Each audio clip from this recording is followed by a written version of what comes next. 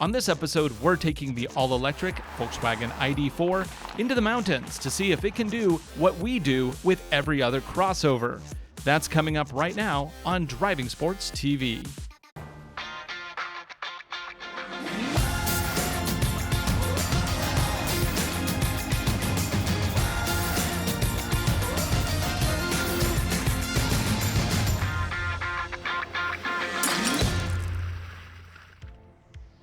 This is the 2021 Volkswagen ID.4. It's a crossover from the company that made the people's car. I mean, that's after all what Volkswagen means, people's car. So here we have an electric people's car. If you are a Tesla fan, this isn't the car for you. They are not designing this for people that are early adopters or want the fastest electric cars on the planet with a auto driving experience. No. This is the car for people who want to buy a RAV4 or a Honda CR-V or even a Tiguan, but instead they want to go electric. Why does that make this special? Let's take a look. A lot of electric cars have what's called a trunk in the front. This one does not. That is just how traditional this vehicle is. Because under the hood, they keep a majority of the serviceable items: fluids, air filters, fuses, and even a classic 12-volt battery that powers the accessories. A liquid-cooled battery pack makes up most of the underside. This is an 82 kilowatt-hour unit, which Volkswagen claims is good for up to a 250-mile range. A single electric motor sits in the back. This is good for up to 201 horsepower and 229 pound-feet of torque. Power is sent via single-speed transmission through a pair of half shafts to the rear wheels. Price as you see it here, $45,190 including destination, but before federal rebates, which could be as high as $7,500. This vehicle has one thing that has me particularly excited, and that is what's under here. 8.2 inches of ground clearance. This is the first time we've had an electric vehicle with proper ground clearance. Now, yeah, this is the rear-wheel drive model. An all-wheel drive model will be coming later this year, but it has enough clearance to go on the trail. This particular trim is a first edition. It is the one you can buy first. Later, there will be a Pro and a Pro S model. Both of those will be available in either rear-wheel drive or all-wheel drive, which would also feature dual motors. And all of them share the same basic design. I love the different shades of gray that are used throughout here, and particularly looks good on the white. I've seen it in black, and I prefer the white or colored versions because I just like the way this C-pillar, this rear wing, and even this cladding all kind of work together to create a cohesive yet very futuristic look. And it's futuristic without getting too ridiculous. This is familiar. This is friendly. I like this. And with a wave of your foot, it'll open up the rear gate. You can also push a button if you prefer. Back here, you'll find up to 64.2 cubic feet of cargo space with the second row folded flat. There's also an adjustable false floor, which also hides emergency tools. Like most modern cars, there is no spare tire. You'll also get a level 1 charger if you have no other means of charging. I just charged this overnight and I gained 10% on the battery. If you buy one of these, you definitely want a level 2 charger in your house. I want to point out that the door pulls are special too. Instead of having a lever that just goes up, it's kind of more like the Corvette where you have a little trigger underneath and then it releases the door. Second row accommodations are not bad. We have this massive panorama sunroof which lets in all the light. Down here we get USB-C sockets, 2 of them, and vents, but nothing else. Right here, we have a pull-down armrest with basic cup holders. It's a German car with basic cup holders. Bet you never saw that coming. This also acts as a pass-through for long, narrow objects. All right. The seat is a little on the firm side, but really not bad. I have lots of knee room, tons of headroom. Yeah, really nice. That plastic seems a bit cheap. But it's the second row, right?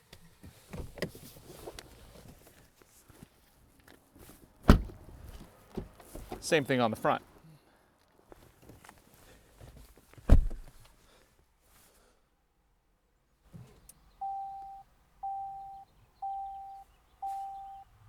I put my foot on the brake and the car starts up. That's it. I don't have to push a start button. It just knows, because I have the key fob in my pocket and I'm sitting down, that I want to drive. Now, there is a start button right here, but you just don't need to use it, at least in most cases. So I wonder, if I get out of the car, does it shut off also? Yes, everything turns off as soon as I get out. Get back in, and it turns on again. Okay, that's kind of cool. I mean, why should you have to hit the power button if you have the fob, if your foot's on the brake? You're clearly going to drive the car, right? In terms of this design, can I just say that as white as the exterior is, I'm glad they resisted the temptation to do a white headliner. The only real, I think, misstep is, of course, this white steering wheel, which I think is awful. As far as this interior goes, it's not like anything groundbreaking. This is stuff we have seen in vehicles before, both electric and non-electric. We don't have a huge tablet display, which I am thankful for. Not a huge fan of those. I also get a simplified gauge cluster in front of me that shows my speed, how many miles I have left on the battery, which is based on how I've been driving, as well as when I'm charging and discharging the batteries. And then on the left, I have a little gauge that shows me my adaptive cruise control system, and I can even swipe to change between the different cruise control systems, either adaptive or standard. And then on the right-hand side, they carry that whole swiping thing over with the ability to modify my gauges so that I can make one side more prominent than the other, as well as give me full control over audio and voice commands. Overall, decent. I will say that these things don't always register immediately, but they do give a positive haptic feedback, so you do know when they do finally register. So far, my experience with the ID.4 has been one of, basically, this is a product that is probably ready for release, but you might find a few little quirks in it. But overall, I like the seats. The seating position's good. I have lots of controls down here as to what position I want my seat in, and I even get 3 stages of memory, plus a lumbar control down there. Over here, if I want to deal with my climate in general, I have to hit a button that looks like I'm turning a seat warmer on. In here, I can turn on steering wheel heat and heat on my seats. There is no seat cooling, however. The menu system is a little confusing. It takes a little while to get used to it, and I've been using this for a couple days, and I'm still not really that used to it. It could probably use a little work. And I took this vehicle through a car wash, and it locked me out of everything, even when it was in neutral and rolling through the car wash, because it said, cannot access the menus while driving. I was in neutral going through a car wash. Come on, just let me use the system. And that brings me to these touch-sensitive controls. We get the ability to change the temperature as well as to bring audio up and down, but they are those awful non-buttons that I really don't like. Hated them on the Cadillac, hate them here. Just give us real buttons, people. This is not futuristic. Now, moving left to right, the left button is the main menu, and it toggles between the parking cameras. And here we have all sorts of different parking modes. We have everything from line tracers, center tracing, to rear cross traffic alert warnings. And then I also have sonar inputs. And can you hear that sound? That's the extra sound that the vehicle makes because they are federally mandated to make extra noise so that you can hear them coming. This one I think is pretty pleasant.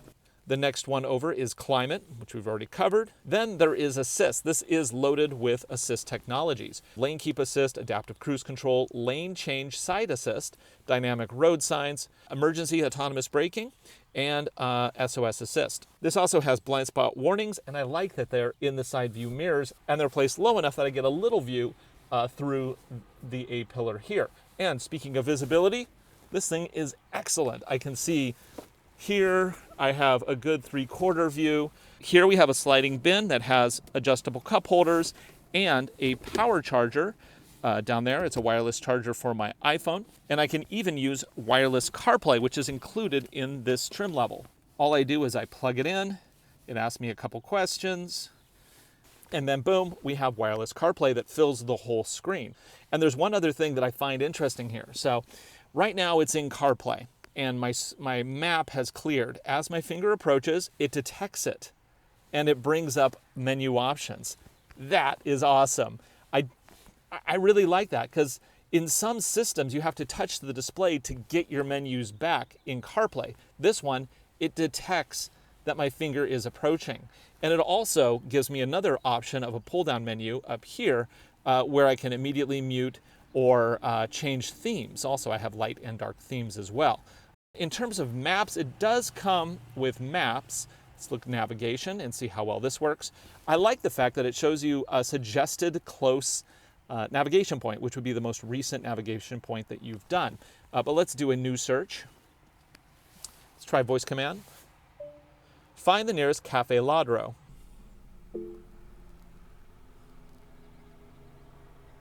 Search for cafe along the route. Please select a POI from the list. Well, it found it in the POIs at least. Of course, the ID.4 also has a selection of drive modes from Eco, Comfort, Sport, and Custom. If we pop into Custom, hit another menu here, then we can see that we can adjust suspension, steering, drivetrain, the adaptive cruise control. Why would you want adaptive cruise control to have a sport mode? Light assist, and of course the climate control. If you put your climate control onto Eco, it'll actually throttle it back so that it uses less power. The screen also gives you access to a lot of data about vehicle status, everything from charging and battery to lights and tires. Now, one issue here is that the tires, I cannot see how to actually get data on what my tire pressures are. It just says if they're low or not. That's it. But once you figure out the layout, it is easy to move between screens. I just wish there were more details available. In the center console here, it's not just cup holders. You can actually pull this out and you get a bin if you prefer. How do you drive this thing? Since it knows it's on already, I do have to put it into drive, which is this little dial up here. That puts it into drive, and then the other option is B, which is more of a regenerative battery mode. So when I take my foot off the gas, it'll regenerate a little bit.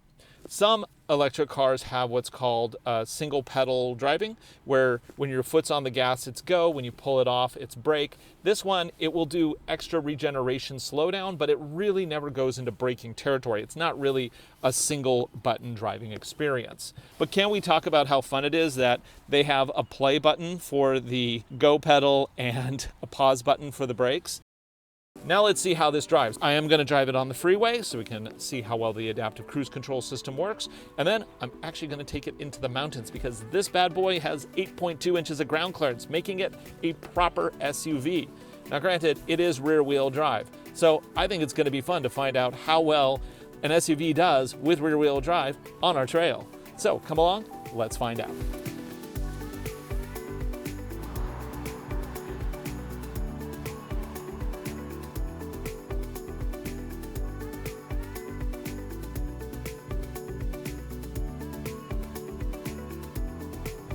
The over-reliance on the display for everything, I think, is a misstep. If they had just kept this to be a little bit more traditional in terms of the switchgear, I think it would be a more successful vehicle for a wider range of buyers. But it is fun to drive. I mean, it's not bad as far as and keep in mind, it's wanting to be a mainstream vehicle that they just sell a ton of. They're on their way there. This isn't perfect, but it is a step in the right direction. I think the next generation one will probably see some more physical buttons, and later this summer there will be an all-wheel drive with dual motors that will be available, and I really look forward to driving that. I hope they keep the same ground clearance as they have on this one so we can really test it on gravel roads and trails. Okay, let's try a 0 to 60 and see how she does. We're mostly level. 3, 2, 1, and go. Whoa, that was torque right off the bat. And 60. 8.18 seconds. Not amazing. Now let's see how the drive modes affect that. Let's go to modes. Oh, that was an eco. Okay, let's try it in an actual sporty mode now.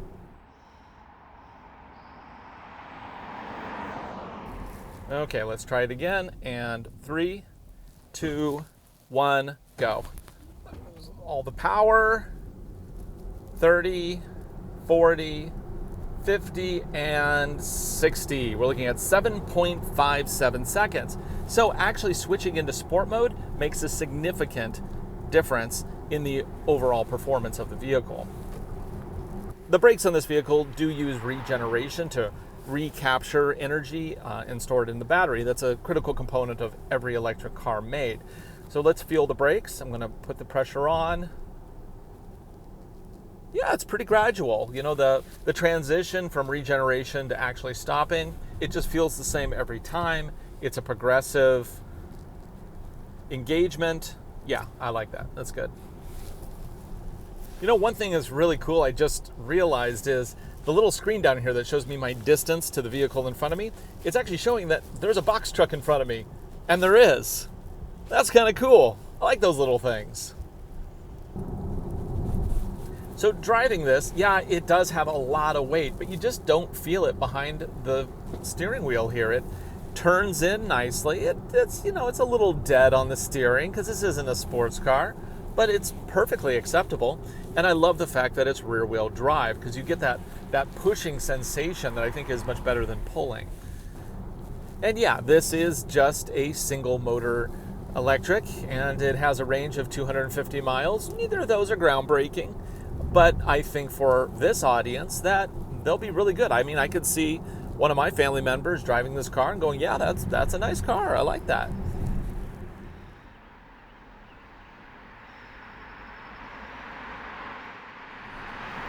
Power getting on the freeway is excellent. I have absolutely no complaints about this power.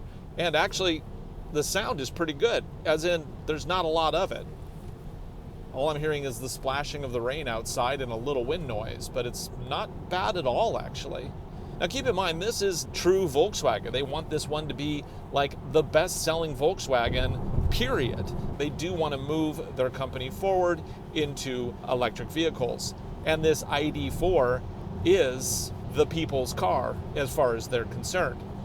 If you're looking at this one and you're like, hey, you know, that ID.4 first edition is exactly the car that I want, well, you can't actually buy it. These ones are sold out. You're going to have to wait for the Pro or the Pro S, which are coming this summer and are very similar. This does have lane detection and it'll help bounce you into lanes, but it does not have lane centering. Let's go ahead and set the cruise control, and I'll change my pacing to be as close as possible. I'll also accelerate to, let's just say 80, even though the speed limit here is 70. Car moved out of the way and it's smoothly accelerating to join up with the car in front. Now I can show you that we are going to be it's going to try to nudge us back into the lane, but it's not really a lane centering system. So if you're looking for, you know, adaptive cruise control, or as Tesla unfortunately calls it, autopilot, you're gonna have to look elsewhere or go to a higher end version of this vehicle. The Pro S does have an option for adaptive cruise control with lane centering. Of course, the Tesla has a more advanced version of that adaptive cruise with lane centering. It's not a fully autonomous system though, so don't even start talking to me about that. Now, if you're gonna look at this vehicle and say, you know, around 40 grand is a lot of money, it's not really. The median car price in the US is currently sitting at about $38,000. So this is definitely in the ballpark. And once you start adding on incentives like the $7,500 federal cashback, and could be some other incentives available as well, this really is below the price of what the current median price is for a vehicle. So I think if you're shopping for something that's different than a Tesla and is more like a normal car, this is a good option. With a lot of future forward ideas like not having to hit start, things like that. You don't really turn this on and turn it off. You just get in and get out. The key fob does it all for you, which I think is actually a really cool feature. Okay, well, enough of that. Let's dip into the mountains. And yeah, we have to be careful because this has 20-inch wheels and not a lot of sidewalls. So we have to be really careful about pinching those edges and accidentally getting a flat, because this does not have a spare. But I do have somebody on call if I need to get a tow. So you wouldn't normally think electric car and forest road. However, recently Volkswagen raced an ID.4 in the Nora off-road race, and it was driven by a friend of mine, Emmy Hall, over at Roadshow. If electric cars are really going to hit the mainstream like Volkswagen wants with this ID.4, we have to stop thinking about them as these precious, dainty, like electronic that you can barely touch and do anything with. No. That's not how we treat cars. We drive them. We have fun with them. We go places that we wouldn't go on foot, or at least maybe don't want to put the effort in. But, point being, these are to go places, have fun, do new things, find new places. And that's exactly what we're going to do today. Although we're going to go to the same place we always go. But, the intent is the same. What kind of roads can you take with this thing? And at what point does it throw in the towel? Also, this will be a good test. Is our forest road, the rocky road, going to be too difficult for a rear-wheel drive vehicle? I have no idea. Let's find out. And here we have our first challenge segment. Now, this really isn't a challenge for many vehicles. The only vehicle that really struggled here was a Volvo that had an electric motor in the back. It was a plug-in electric hybrid. This one, being all electric, should be interesting. This will give us a good indication as to how well it'll do on the more complicated upper portion. There's no settings to do here. I'm just driving. Of course, it has all-season tires, so it's not going to have a ton of grip. And it is, of course, rear-wheel drive. I can't underscore that enough. Now, the nice thing on hill climbs with rear-wheel drive is that all the weight goes back towards the wheels that have power. Wow, that was great. That's better than some non-electric vehicles. I mean, that's better than like the Honda HR-V all-wheel drive. Wow. Okay, now I'm excited for this upper portion.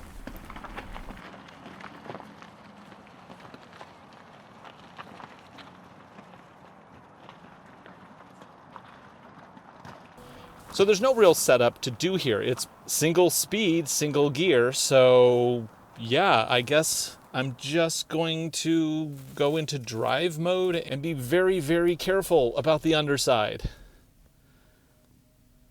And the overhangs. Already slipping a little. Really careful of those overhangs.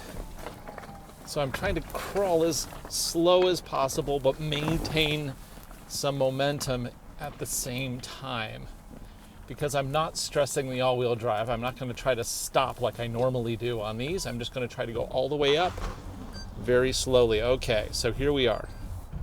Already we are stuck. So this is going to require momentum because it doesn't have enough power and or ability to get us over that first hump with one-wheel drive. There we go. Can I get over? No, it's trying, but it's not getting anywhere. Try again. Can I get over? Oh, don't scrape. Yeah. Okay, that's a little nerve-wracking. Got some rocks sticking out here, so I have to be really careful about charging them too fast. Oh. I don't know, just the idea of puncturing the underside of this vehicle is a lot different than in a gas-powered car. Is it even possible to puncture the battery packs? I don't think realistically, but, the mind reels. Come on, you can do this. It's actually doing surprisingly well considering. Yeah, I got hung up on that first really difficult challenge, but the rest of it, totally doable. Can you do SUV things with the ID.4 rear-wheel drive? Yeah, kinda. And there you go. That really wasn't that difficult. In terms of roads like this, the biggest benefit of an electric motor is it is 100% torque at 0 RPM, which is perfect for climbing at low speeds. And so, yeah, it did great. Kinda not surprised, but on the other hand, didn't really know how things were gonna shake out. Now, in terms of going downhill, I can use B mode. It's on all these electric cars, and what it does is it will regenerate more power as I go down this hill, as all the weight churns those generators. As the first electric car I've tested with an appropriate amount of ground clearance to do this kind of stuff, I'm really excited for what the future holds. I mean, we're going to see some really great stuff over the next few years. This ID.4 is just the beginning of electric cars becoming the people's car. So does this ID.4 do for electric cars what the original Bug managed to do for a generation of new car owners? I think the ID.4 is a good step forward. The packaging and looks are great with the level of build quality that you would expect from Volkswagen. The range is certainly usable, and a starting price of about $40,000 for the upcoming ID.4 Pro before incentives is appealing. In terms of off-road ability, we'll definitely have to wait for the upcoming all-wheel drive model to really see if this setup is ready for prime time. But even on the rear-wheel drive model that we tested today, the early results are certainly encouraging. Keeping in mind that rough, steep forest roads do take a lot more out of a battery pack than just cruising down the highway, let's close with some numbers. I've driven up to the trailhead and back again. I'm in Bellevue, Washington, and now let's take a look at some numbers. I've driven 73 miles, and my battery life is at 48%, which I think is pretty good. I mean, that is a usable range where I could go up, go hiking, come back home, go out for the evening, and still have plenty of range left on my vehicle. For Driving Sports TV, I'm Ryan Douthit. Thanks for watching. Be sure to subscribe, hit that notification bell so you see all our new videos when they come out. And tell your friends about us. We make these for you, and we hope you enjoy them. Until next week, see you later.